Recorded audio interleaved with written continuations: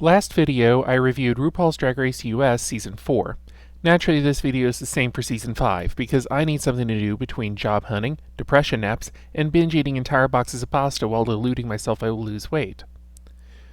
Sometime around the airing of Season 9, although a few people did this a little earlier, the Drag Race community came to the consensus that the mainline US seasons had their golden era in Seasons 4 through 6, with some fans including Season 3, and almost everyone at the time ignoring All Stars 1. While it is true that Season 7 is when the show's quality control stopped consistently improving, Season 5 was the turning point in how the show's challenges were designed. Season 1 was basically a parody of America's Next Top Model and Project Runway. Season 2 parodied the rest of TV, as did all but the last sections of Season 3 and 4. Although Season 5 had a handful of these TV parody challenges, with the cheap kids show that looks like it would air on PBS but not be made by PBS, as well as the telenovela challenge, basically every other challenge in the season would become standard in later seasons. There was a time when roasts were rare, but now the majority of seasons in the global franchise have one. Basically every season has a challenge now where the queens have to record a song. Season 5 was the template. There were other things too. All Stars 2 was basically the first season which was engineered to clone another season. Season 5 was the season cloned. Season 5 has actually been rated for All Stars so many times it's had more All Stars contestants than some seasons have contestants. In that respect, although it is extraordinary, Drag Race US Season 5 was ultimately the warning sign of what would come with Drag Race, in that it outlined a lot of decisions that would become consistent, safe decisions. To be clear though, none of the blame for this should go to the queens. Even WoW itself shouldn't be blamed either. When Season 5 was being produced, we were more than halfway through the logo era of the US franchise. Drag Race and its spin-offs, Drag U and All Stars 1, were keeping logo in operation.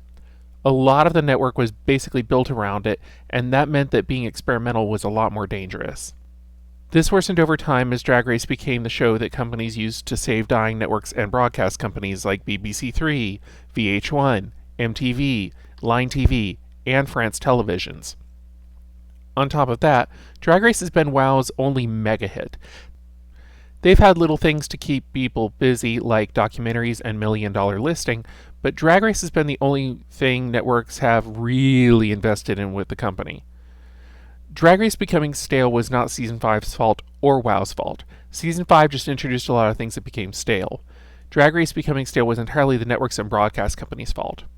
With that in mind, here's the wiki's raw data. Here's our data.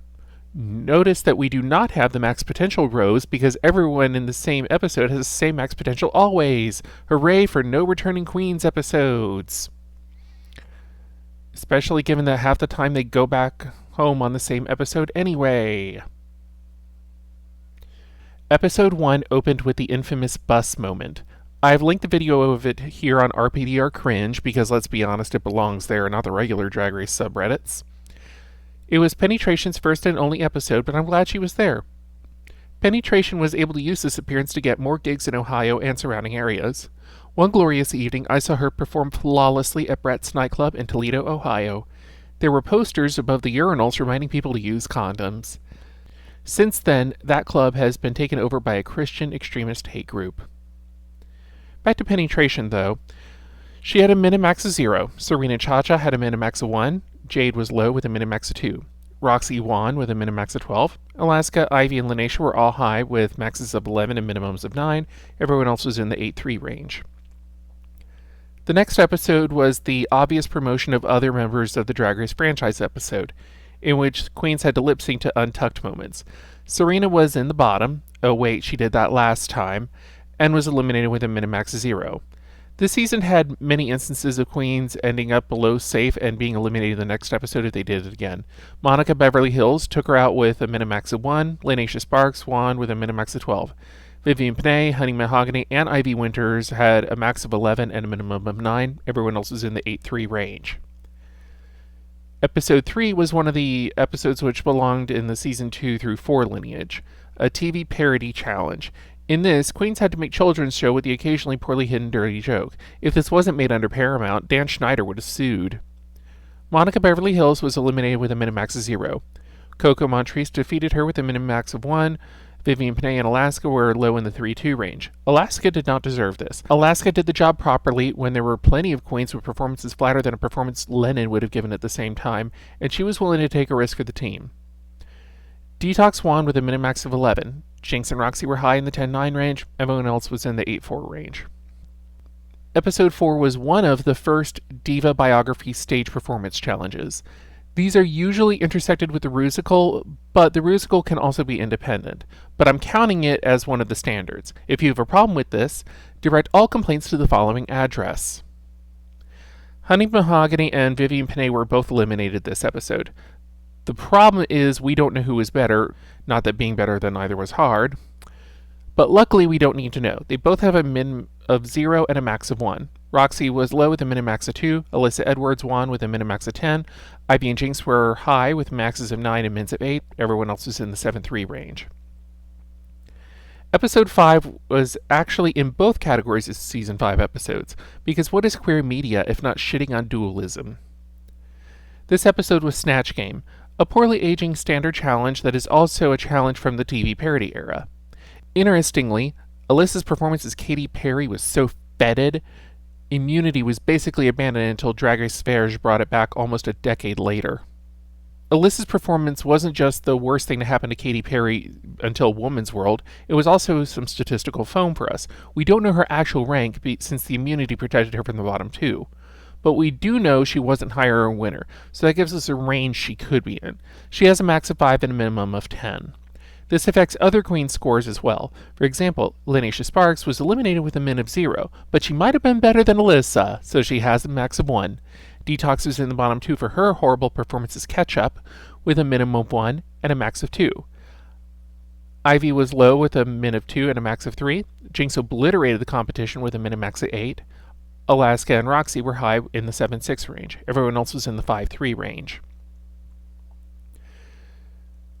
Episode 6 was one of the first challenges where the queens all had to make a verse and put it into a song that no one will listen to after the episode airs. Season 1's finale tried this, but given that Baby's verse was the only one featured, I'm not counting it. Jade was eliminated with a minimax of 0. Coco took her out with a minimax of 1. Alaska and Alyssa were low with the 3-2 range. Ivy won with a minimax of 7. Jinx and Roxy were high with the 6-5 range. Detox was safe with a minimax of 4. They should have had her sitting alone trying to single-handedly carry an entire episode of Untucked. Episode 7 was the first roast. The BBC should send thank you letters to the queens of this episode because they love reusing this challenge on Drag Race UK. Coco won with a minimax of 6. Jinx and Alaska were high in the 5-4 range. Detox was safe again with a minimax of 3. Ivy was low with a minimax of 2. Roxy and Alyssa were in the bottom 2. Here's how I imagine that happened. Oh shit, we have one of the members of Relaska Talks in the bottom, and they're carrying the Jinx versus Relaska Talks storyline for the A story of the season. Take out the other one. We can't. The other one is Alyssa, and she's carrying part of the B storyline of Coco versus Alyssa. We can't have them lip sync if one goes home. You two are idiots. We already had a double elimination, so now we need an extra episode. Just do a double Shantae. We're doing that. Michelle, you just got yourself an executive producer credit. Can you just fire Santino instead? We're already on it. He's got a 3-season contract and we're halfway through. I'm right here, you know. Not for long. Anyway, Roxy and Alyssa were both saved, meaning that they have maxes of 1 and mins of 0 since we don't know which was better. Episode 8 was the merchandising challenge. Alaska won with a max of 6, a min of 6, and a set of corsets, but Jinx won our hearts with Delusion Convince Yourself. Jinx and Detox were high in the 5-4 range. Roxy and Coco were low in the 3-2 range. Alyssa beat Ivy in the bottom 2 lip sync, giving Alyssa a min and max of 1 and Ivy 0. Did anyone not see this coming? Episode 9 was the terribly written acting challenge, and even Jinx looks back on it and cringes. Here's how I imagine production tried handling it during planning. Okay, we already have the set built, and we need to do this challenge, but we can't do another double Shantae. I'll just call my autistic niece. She's smart, she'll know what to do. Just judge it in teams of 3. Alyssa can only portray Alyssa, and Coco has been doing horribly this season. If either is on a team, you can edit that team to lose. If Alyssa and Coco are in the same team, just have that team lose and put them in the bottom and your amazing storyline. If they're on different teams, then either team can be edited to lose, and you can put Jinx and a Relaskatox member in the bottom two to end the storyline. Or you can judge it individually and put Coco and Alyssa in the bottom two for obvious reasons. Problem solved. That's great! Now let's talk about curing your autism with essential oils. Merle was a better judge. Predictably, Alyssa and Coco were in the bottom two because they shared a team. Coco defeated Alyssa with Coco getting a minimax of 1 and Alyssa 0. Jinx won with a minimax of 5. Alaska and Roxy were in the 4-3 range. Detox was 2 and 2. Episode 10 doomed Coco. She had been in the bottom two 3 times, and she just lost her plot armor, and it was the makeover episode, which is always a wild card. Coco was naturally eliminated with a minimax of 0. Detox took her out with a minimax of 1, guaranteeing production's desire to end with a finale to the Jinx Relaskatox storyline.